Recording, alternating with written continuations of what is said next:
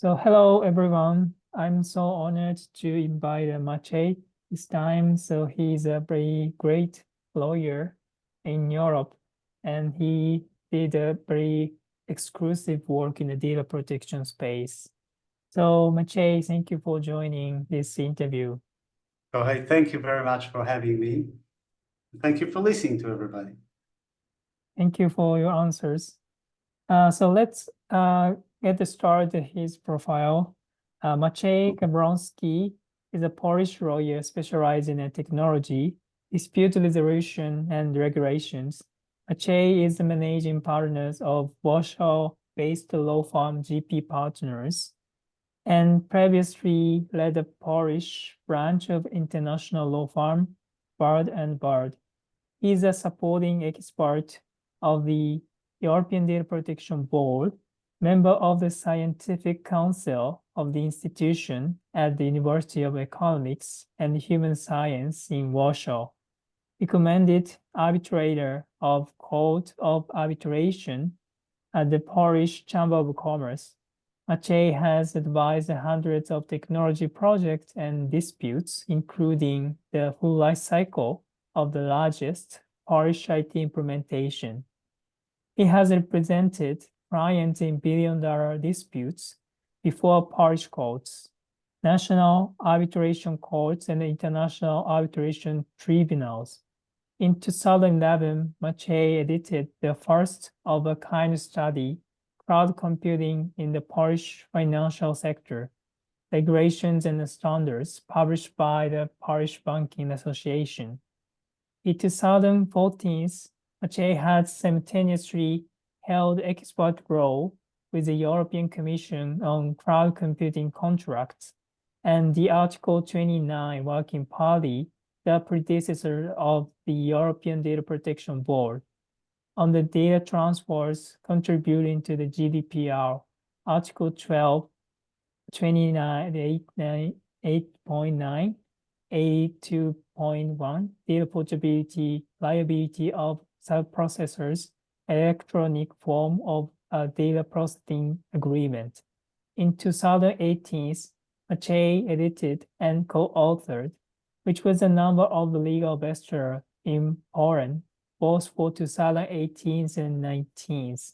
This book was endorsed by Frodo and published in English in 2019 as Guide to the GDPR. In 2021, President of Polish Personal Data Protection Office, Frodo, honored Maciej with the Award of Data Protection Authority for his contribution to the education in the field of personal data protection. Maciej has taught technology law at postgraduate courses at several Polish universities, contributed to many books about the law and technology. Outside his professional life, Maciej cherishes his role as a husband and father, enjoys snowboarding and electronic music, and is a proud owner of 2 Spanish Mastiffs.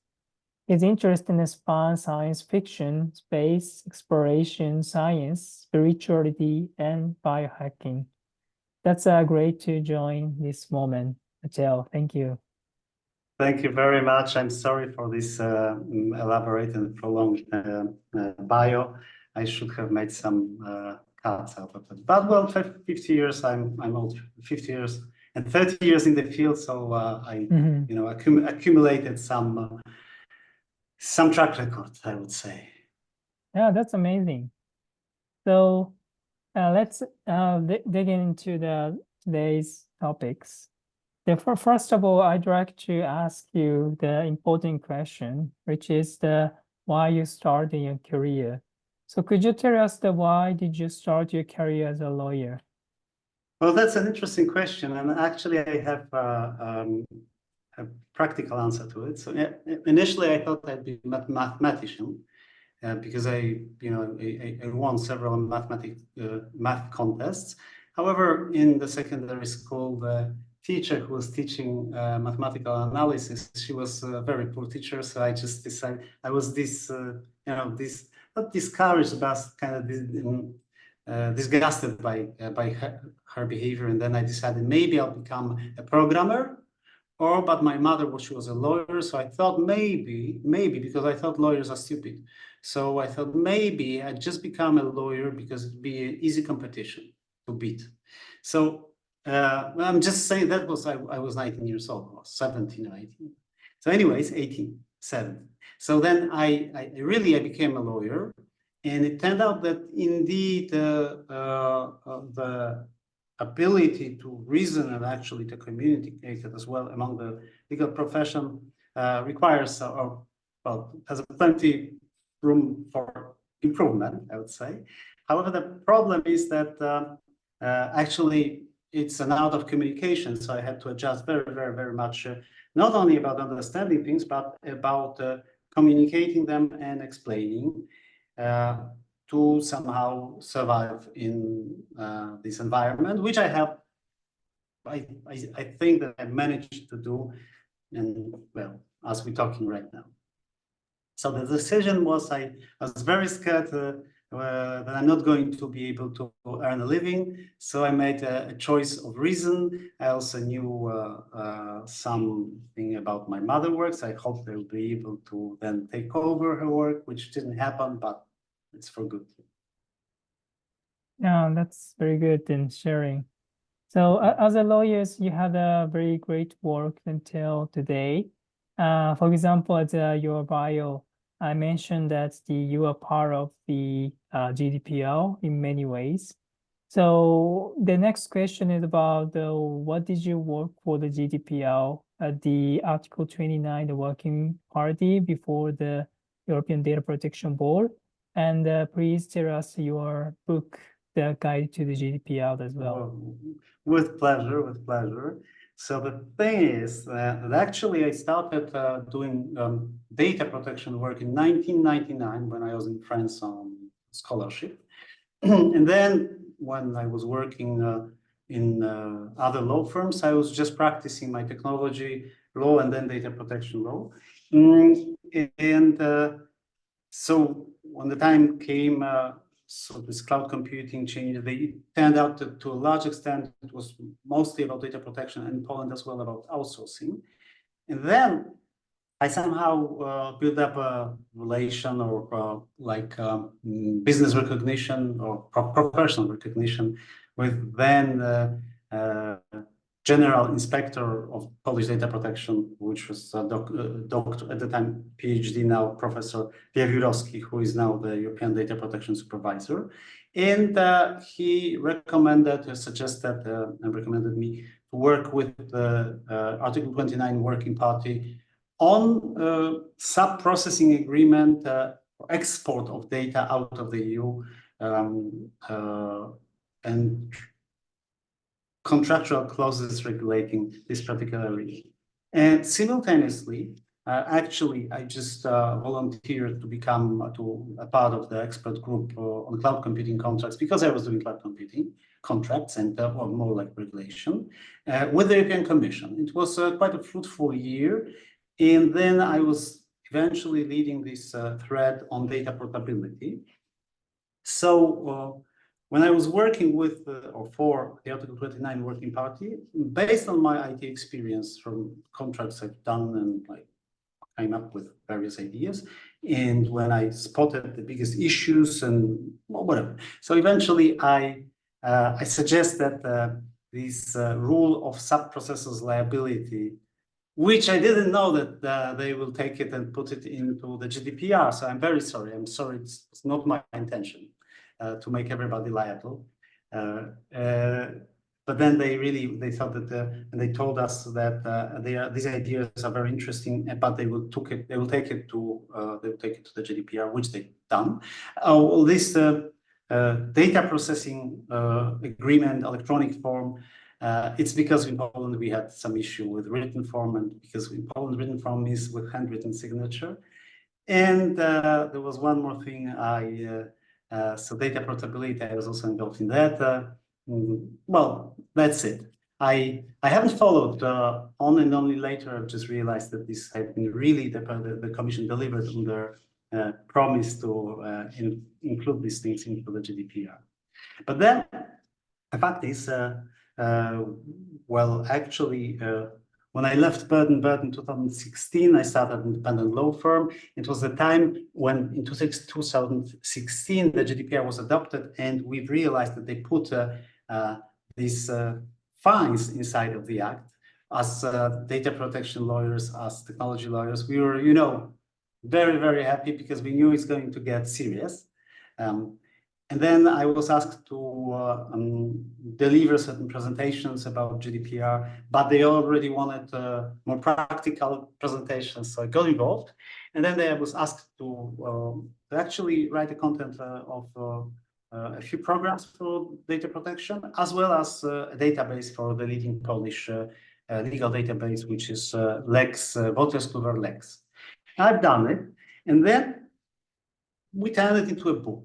And this book tended to be, well, it was well placed in time-wise, because it was when the implementation of the GDPR took place all around Poland and Europe, and more practically around half the world. So the book became very popular, and they were, well, some people use it as a handbook to learn about GDPR, some of them how to implement GDPR, because there were also documents, samples, drafts, templates, things that we came up with. And yeah, and then the Polish Data Protection Office also recommended the book, and then I started to work with the Polish Data Protection Office as well, giving a lot of lectures, and then we also, in the meantime, published in English. The only problem is that it was very, very highly priced in English, and it was a year after the implementation. So I've been asked about a second edition. It would be nice, but the thing is that two things in it. One, that now we've got artificial intelligence, so it's also an exciting topic. We've got new act. Secondly, at the time, the volume of literature and jurisprudence around GDPR and data protection was limited, so it was easier to, in a way, to write a book. And thirdly, my ADHD doesn't like to do things twice. I like new things. I'm excited by novelty. So this is I don't know if there will be another edition. Maybe there would be. I had some ideas, but then also life happens. So it's not so easy. Yeah. And then there was also the book about communication with the court, the judges, which is also a work in progress in English. I will have a second edition in English soon. We are working on it. In Poland, it was very popular as well. And the good thing about the other one is that it's not going to age very fast, because it's about communication. It's not about specific rules. Okay, because I'm speaking and speaking. Yeah, that's very good. I hope this book has been written in Japanese as well. Then hopefully a lot of people is struggling to comply, not just to comply, to like do the GDPR. That's been a very helpful for the practitioners as well. I've got a question. 大丈夫ですか? Okay. 大丈夫. No, so that's what I know in Japanese. Yeah, good for the in Japanese. That's very good communication. So for the next question is about your legal services. So as your independent law firms, you have a varieties of options for your clients. So could you tell us of your uniqueness, your challenges of your law firm is doing there? Oh, with pleasure. Thank you very much for asking. So, well, I think that to a large extent, we've got the best of both worlds. So the best of independence and the best of, let's say, big law international experience, because we are lawyers who have the international experience, but we are now independent, which gives us the understanding of business needs, reasonable command of English, and as well as probably better rates than so-called big law. But anyway, what we are doing and why we are unique. So we are doing, let's say, 4 to 5 main things, although the firm is like a generalized firm, because we are doing anything which is related to technology. We are doing M&As in corporate, and we're doing dispute resolution and regulations, regulatory, not only financial, but to a large extent financial regulation. But we also do in public procurement, in employment and immigration, because of the war, so immigration became a hotter topic. There are various things. We have them listed on our website. They are probably will be rearranging the website to make it even more communicative and up to date, because it needs some updates. But anyways, so our uniqueness, probably one of the things is that we can combine this. Indeed, we can combine the knowledge and business perspective, and we actually are quite good in communicating. As I said, we have this book. We wrote a book about. I've written a book about communication, and this is mostly what my legal mission or term way of thinking is about. Always about communication, because what we do, we communicate things in ideas. We've got a huge, I would say, in data protection at the moment, reputation is, we are highly regarded, obviously, because of the achievements. They tend to call me an IT guru. I've even heard it 2 weeks ago when there was an arbitration conference about cybersecurity in arbitration, and I was in the panel, and this is how I've been presented, and honestly, I feel flattered. So it's a nice thing, because it's not about feeding your own ego, more like securing your insecurity. Therefore, we do technology, we do cloud computing, we do a lot of e-commerce thing, and we do disputes. These disputes are interesting because some of them are technology, some of them arbitration, some of them relate to cryptocurrencies and anti-money laundering even, and some of them, recently we have an eruption of shareholder disputes, which is a very nasty thing. And it's when there is such a thing, so it's a lot of dimensions to it, a lot of surfaces of the dispute. I'm not going to get into the details. So it's probably a good thing to go to us. Also, one of the things why we devised the book, so my idea, the book on communication with the justice, so to be honest, perfectly. So I don't like so much, arguing and disputing. I like to present the case, but the mere conflict is not something which I love. I prefer to persuade than to stay in conflict.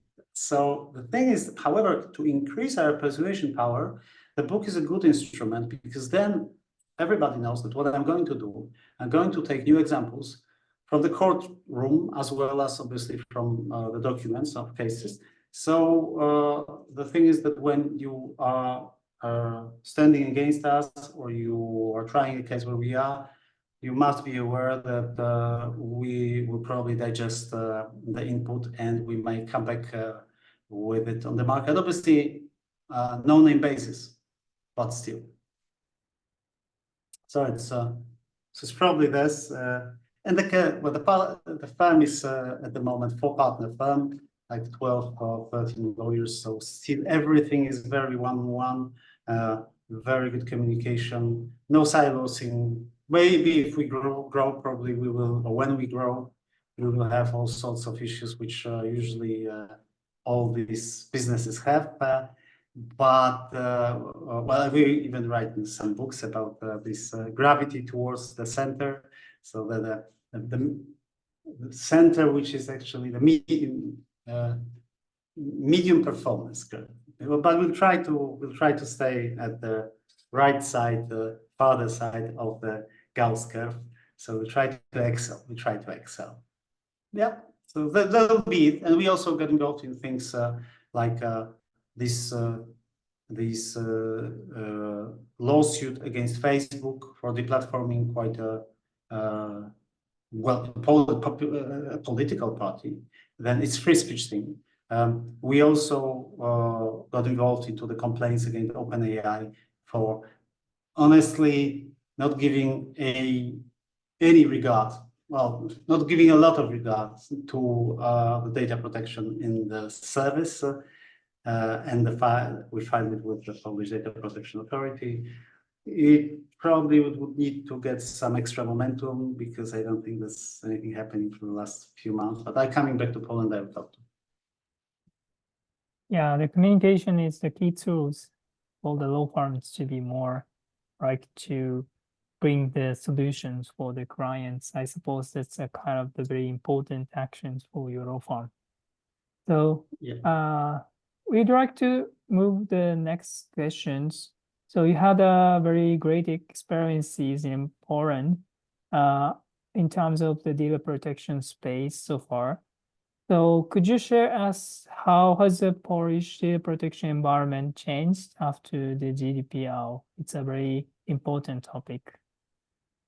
Yes, I'm going to do it. The fact is that I prepared myself for 5 years with the GDPR. It was last year, the initiative by the Polish Data Protection Authority. So I had my share in it but it's in the form of a video clip. So it's probably not so easy for anybody not speaking Polish to follow it. But I will give you some hints on Poland in general. First of all, obviously, the thing is that GDPR and data protection became a serious thing in Poland. That doesn't mean that we are totally compliant. Of course, nobody was a total 100% compliance in anything is not possible. But the understanding of the importance of it and also the awareness of data protection grew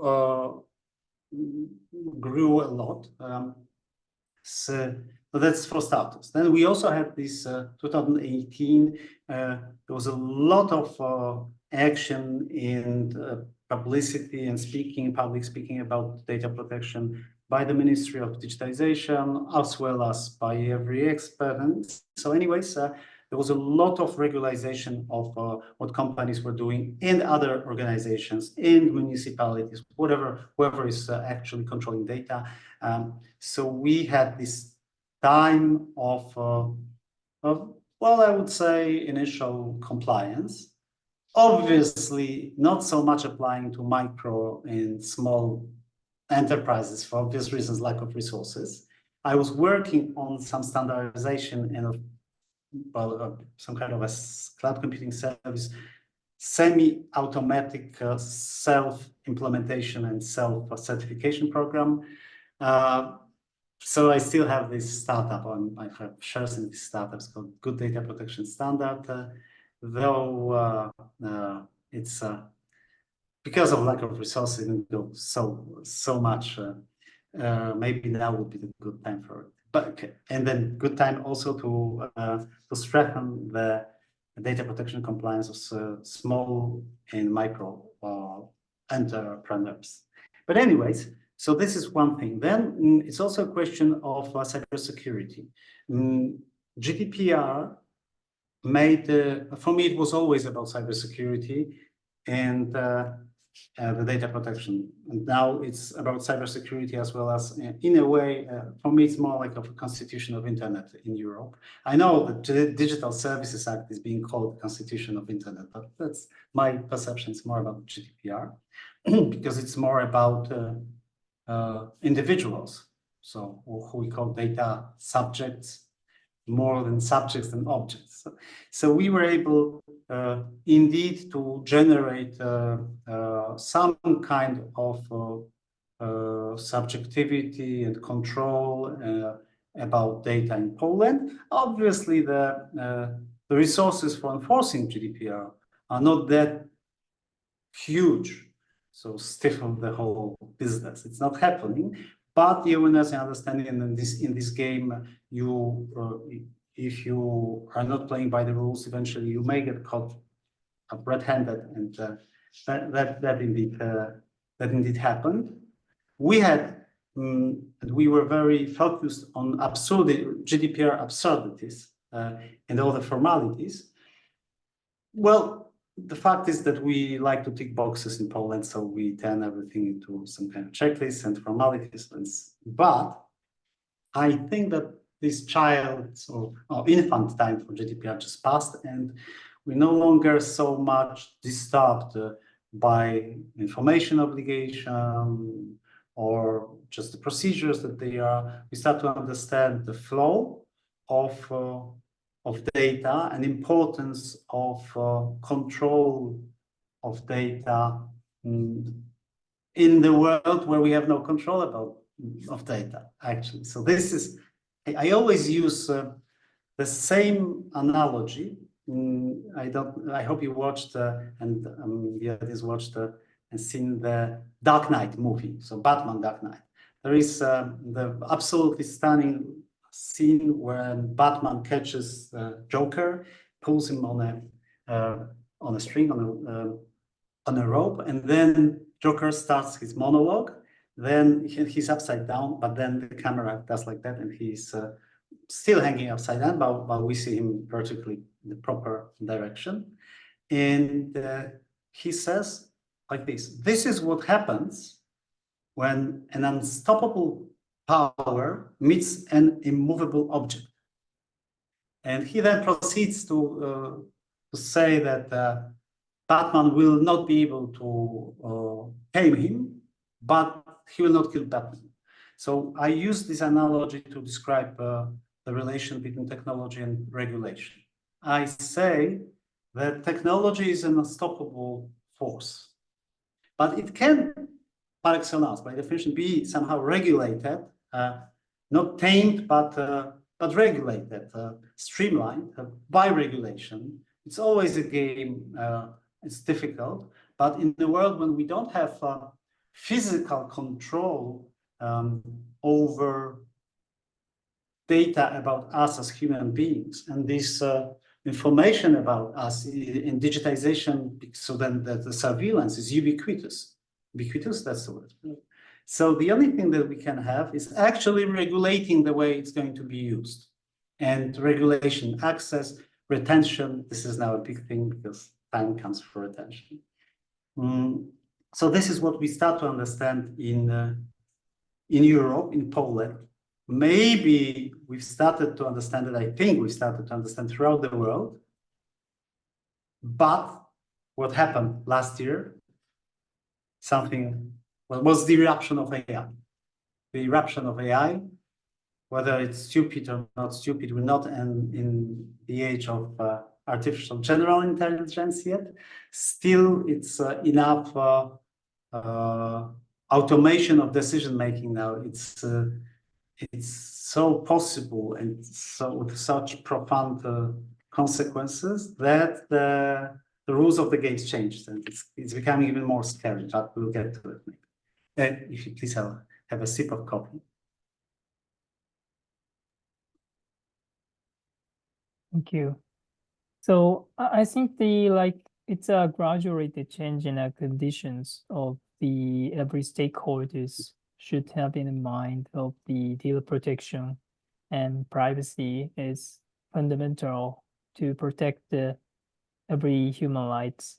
And you mentioned at the part of the law firm, you work with the other options for your clients, such as the disputes or any other options for the clients. And the next question is about the freedom of speech, which is also the key part of the fundamental rights for the individual. So could you tell us about your past work about the freedom of speech, your cases, which is the work against of the big platform, the Meta. So that's been a very important notice. So could you share about your work with that? So first, let me, with pleasure, and also, well, anyways, so first let me tell you where I stand. You may call me a tin foil cap, you may call me a conspiracy theorist, you may call whatever, but I believe that freedom of speech is fundamental, and freedom of actually two things. So right to information is the passive part of freedom of speech, and right to speak and not be cancelled is the active part of the speech, of the freedom of speech. And this is what we've seen, especially during the so-called pandemic, because first of all, I don't believe in vaccination. I mean, I think but let's focus on freedom of speech. So there were these dissident voices, which has been cancelled, and one of these dissident voices was in our case the so-called far right-wing party in Poland called Konfederacja.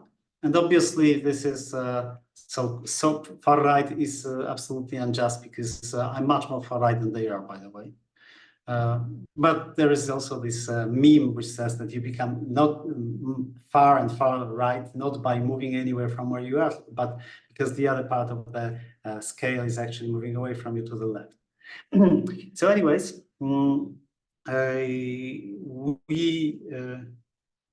what happened, so Meta platforms cancelled, so deplatformed actually, not only Robert Malone, RFK Jr. as well, probably, and other American people who stood against the official narrative. But in Poland, they have cancelled the platform, this political party who had under 1 million of followers. And they were, officially acting formal party with a representation in the Polish parliament. And so we knew that there was another case for this type of situation, but in relation to an NGO which was called a Social Narcotics Initiative, and they were able to get some sort of preliminary injunction for, but not for reinstating the page, but for not deleting the data. And so we also applied for preliminary injunction. First of all, we also obviously had to decide whether we can act for the political party, because we don't want to be seen as taking strictly political stance. But this is something which is important for everybody, because if there is only one uni-party or uni-corporate viewpoint on the world, then you will not be able actually to learn about truth, or at least make up your own decisions, because you're going to be programmed. This is actually what happened. So anyways, we applied for a preliminary injunction. We got the preliminary injunction. Kind was one thing which wasn't very clear to us. And by the way, we sued not only European Facebook, Meta, we've sued Menlo Park, so we've sued the main Facebook, because this is where the decisions are normally being made. Obviously, what they've done, they were doing all sorts of procedural delays and tricks, and I actually personally know their counsel, the representative. And then after we got this preliminary injunction, Facebook just didn't comply. They probably had reason to comply, because the financial risk was insignificant, close to zero. But then we managed, actually, we have initiated a letter telling them how much of damage, and we calculated on 3 different manners, the damage they are making to the Polish society, to the, let's say, also the political party as a representation, not only in this case of their own followers and supporters, but as well, because one of the calculation methods was about supporters, but to the general political system and democracy in Poland. And the numbers were quite high. They were from hundreds or several dozens of millions in Polish zloty, or maybe in USD, up to over $1 billion. So it was huge. And we haven't, we just shown them that this is how it can be calculated. So before the election, because we had election in October last year, so Facebook in a way gave up, so that they I think, and this is how it we understand the public announcement. They didn't want to interfere with Polish elections and Polish democracy, and this is why they reinstated this political party. And this is actually a valid argument, though our argumentation and our points against Facebook go far beyond that, but because they not only refer to the question of freedom of political activity, but obviously we speak about freedom of speech, and they are media. So they are directly named in the Polish constitution in the media. There should be freedom of speech and the right to information for the citizens of Poland. So nobody should be discriminated and stifled and gagged. And we also made the point, which is the one I like as a lawyer very much. So my point is that so-called Facebook standards do not exist. Facebook standards do not exist in the legal sense, and because in a societal, we may understand they might exist, but in the legal sense, it's actually so vague and unilaterally interpreted notion that it actually means that Facebook may decide that they don't like something, and this is the way, and you can't have a contract under which one party may unilaterally decide that they don't like something, at least in Poland. It's still ahead of us because we haven't had a first hearing even in the case. And I would love to try it. And this is because now we're talking of important things and we're talking about merits, but for reasons unknown, well, my obviously conspiracy theories I keep to myself. The case is being delayed by the Polish court. It's like, for instance, there is another case in data protection which I started myself in my own name. It relates to because the Polish administrative court found and decided that the registration plates of cars are not personal data, which is nonsense, utter nonsense. So I initiated a case against Warsaw municipality just to get in different, not in the administrative court, but in the civil court, common court, to get a judgment that these are personal data. I asked also to go to the European Court of Justice with a preliminary question, and it was 4 years ago. And the court didn't do anything. The judge, actually. So the judges don't like such things. I don't know. It's because maybe it scares them. Maybe they don't feel it's actually important. Maybe they are, corporal, leftist, whatever it can be. And maybe, well, there are other theories. When we look at the United States and the things that are happening there right now with the judicial system, it's mind-boggling, and it's very, very concerning what's happening there. And I see similar to a certain extent things happening in Poland.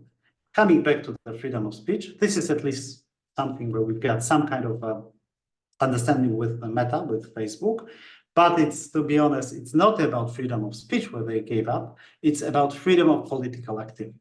Still, freedom of speech is something we should really, really, really push forward. Shadow bans, the Twitter gate and the information that was happening there. And then now the Digital Services Act, which is, well, it's been pushed through by the European Commission and Vera Jourova and Ursula von der Leyen. And they expressly said that this is, they want to censor Twitter. And Twitter is at the moment one platform where this freedom of speech has some meaning. I probably have a shadow ban, but I'm not applying to Mr. Musk to lift it because my followers, it's a insignificant number on Twitter. Yeah.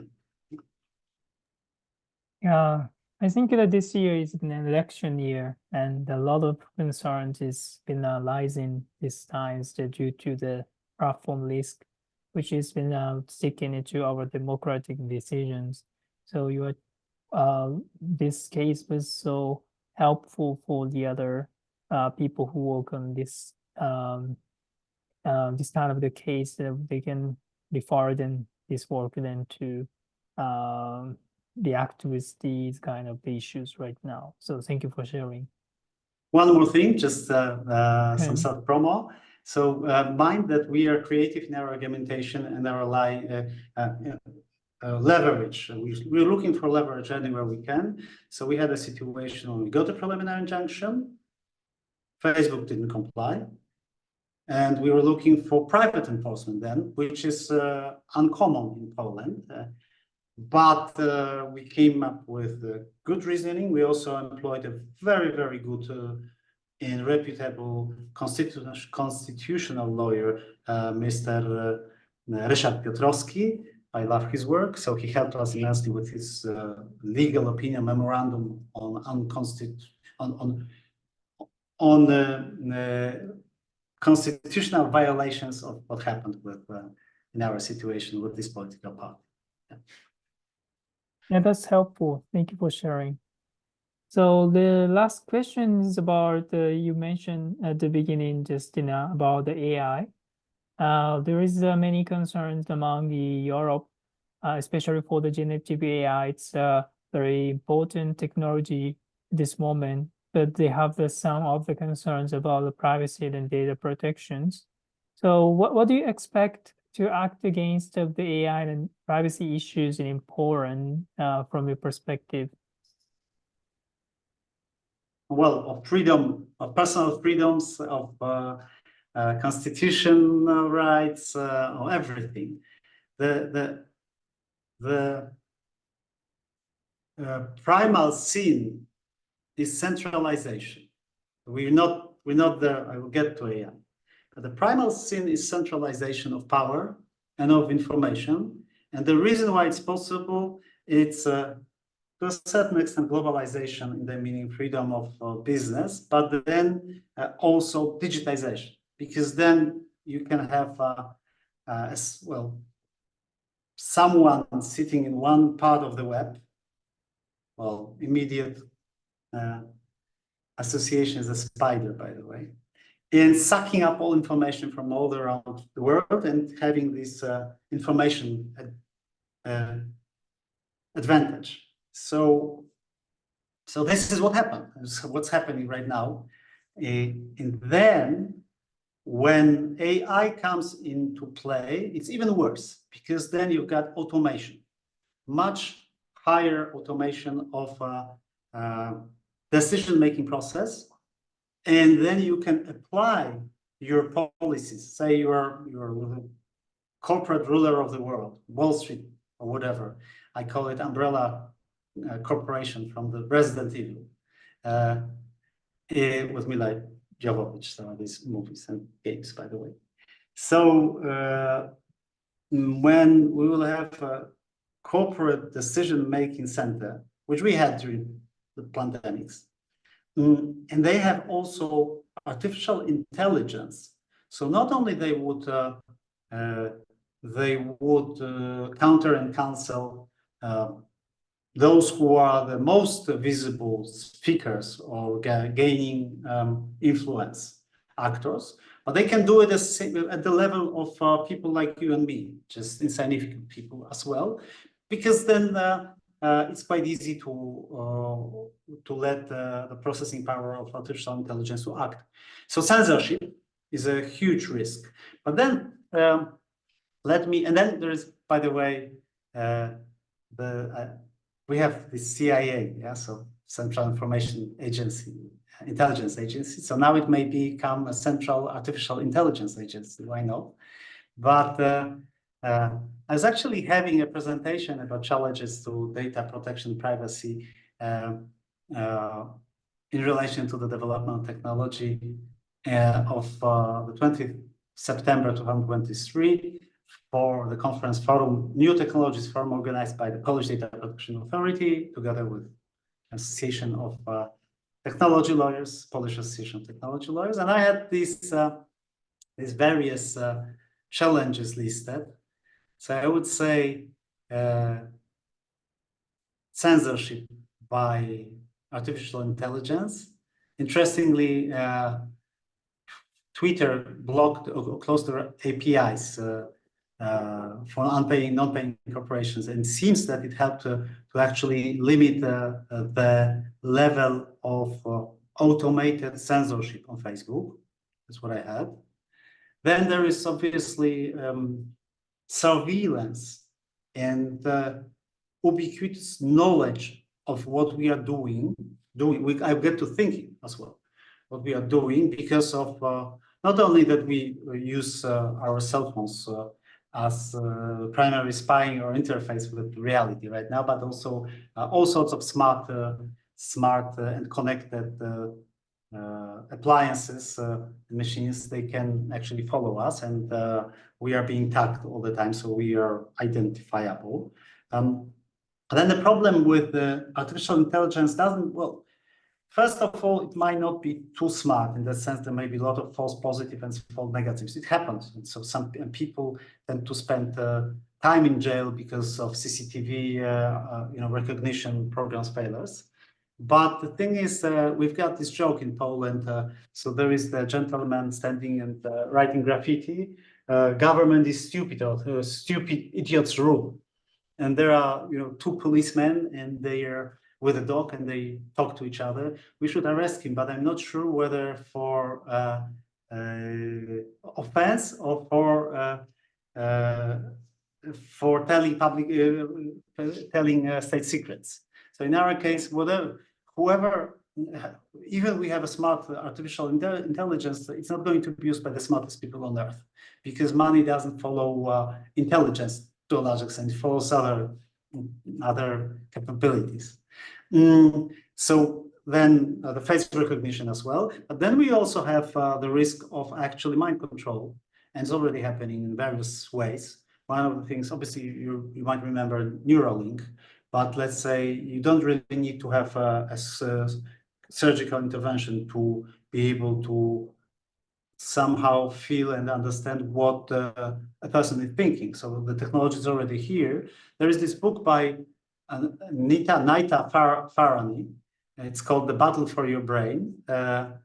She's a professor of Harvard, probably. To be honest, the book is very informative. For me, I think it flirts to a large extent with the concepts it's describing. So it scares me to a large extent, but it's very educative anyway. So we can be actually what we're thinking, and whom we are thinking things together sometimes. We can also be controlled. Obviously, social scoring systems, obviously CBDC, so central bank digital currency. It's obviously a tool which will eventually, if not immediately, become a tool for surveillance, and it's been openly stated by, what's his name? I've got him. Where is he? The head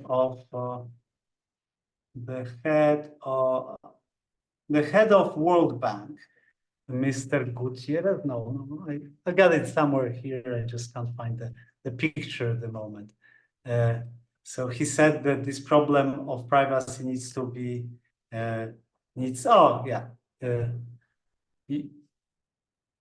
it's first of all they made an interesting mistake, and so you call it unified programmable money. So you can actually then decide that a single person cannot use this. So it's not only surveillance, but it's actually a direct potential for oppression. And he said that the political decision about implementing CBDC, and that we can go around that issue in a way that is socially acceptable. So about the lack of anonymity.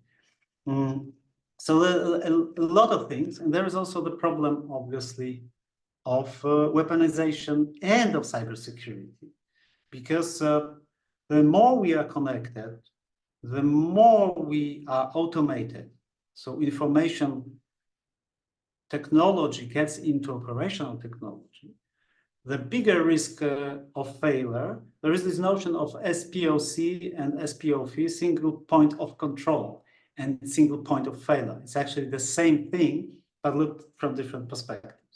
And then if we allow for automation, and if we allow like kill switch, for instance, there is this European Union wants to have, European Commission wants to have a kill switch for remote kill switch for cars.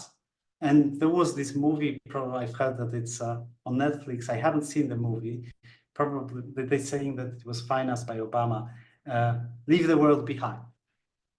I don't, go ahead, have you seen it? I don't know. But anyway, so I haven't seen it, but I've seen about it. And while it starts, my wife told me that it starts with some third part of the movie. There is some attack onto the system of autonomous vehicles, and they crash into each other. We know the Blackout. There's this book Blackout, which also vividly describes what happens when there is a cyber attack on operational technology systems. So anyway, it's a lot of challenges, a lot of stress.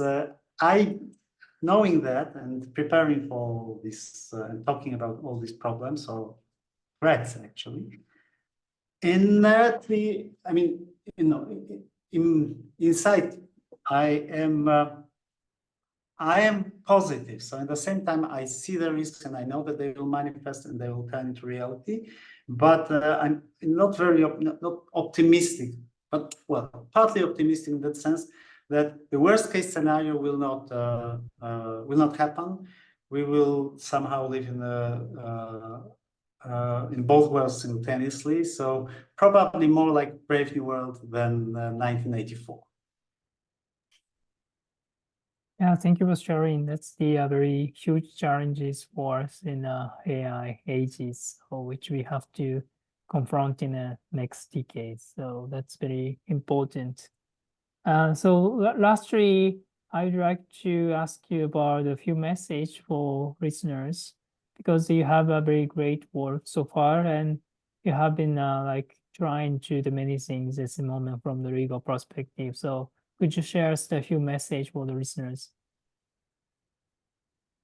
Well, it's a good question that I have. Well, okay, I have one message for sure.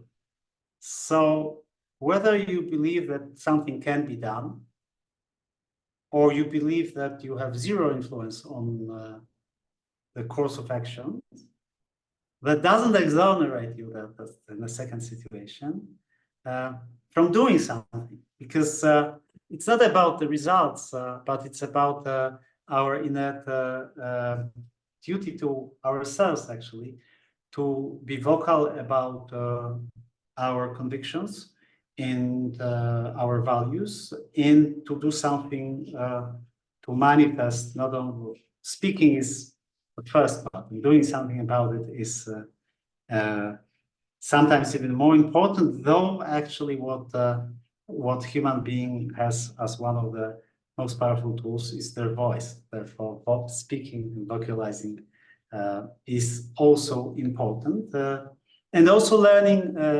learning things and thinking for yourself, and maybe getting out of the official narrative, because then it turns out a lot of things.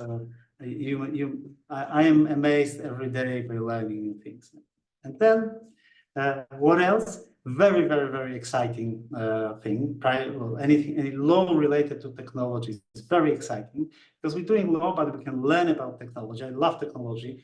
And I love science fiction. I'm very curious. So I like to learn new things. And as long as you like learning new things, that's great for you, and have a lot of kids. Yes, thank you very much. That's a very great message, and thank you for talking like very important topics today. And that's very great to be honored having this time of the interview. So again, I appreciate it to talking on these topics. Thank you for joining today. Thank you very much, Jorge. I wish you all the luck with your great efforts and your conference and your Privacy by Design initiative. Highly appreciate and highly respect the work, and Very nice talking to you. Thank you. Thank you.